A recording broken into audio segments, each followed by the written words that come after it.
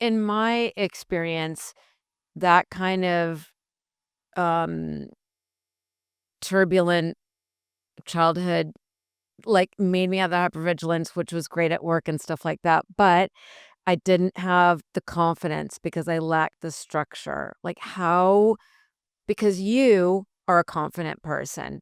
I don't think that people have that kind of road, and certainly modeling, which is like, and I, people are so insecure, but how do you think you got the confidence to do all these things? The opportunities were there, but Yeah. opportunity, it's where opportunity meets luck is where you meet opportunity and Yeah, whatever it is. But I think you're what happened. things were happening for you, but I wouldn't call them lucky. I would say you're the kind of person who gets an opportunity and goes for it.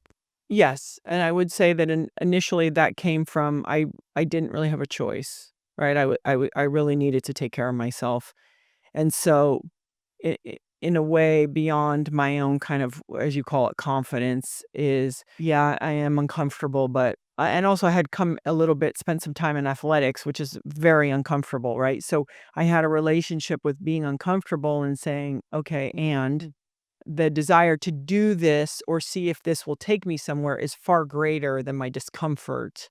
And then what happens is that body of evidence, right? So you do it enough times, what you start to learn is, oh yeah, I'm uncomfortable.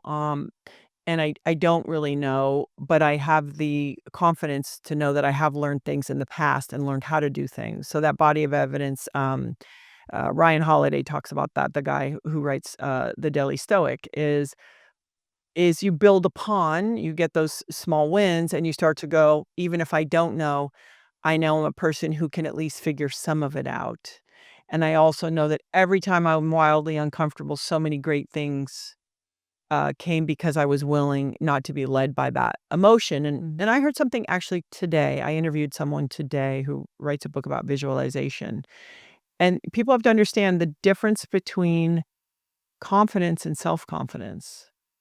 So, confidence is like sort of you go out in the world and people see you and it's sort of this thing that people think you have.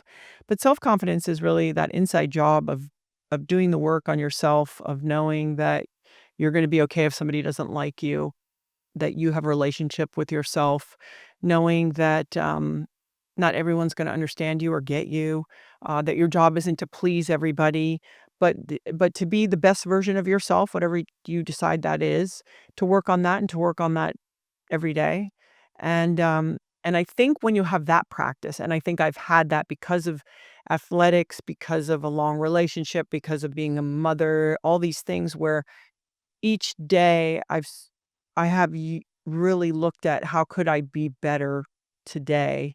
I think that that actually is the kind of stuff, those kinds of practices that give us self confidence to then be able to kind of get your ass kicked when you go out in the world and want to try new stuff.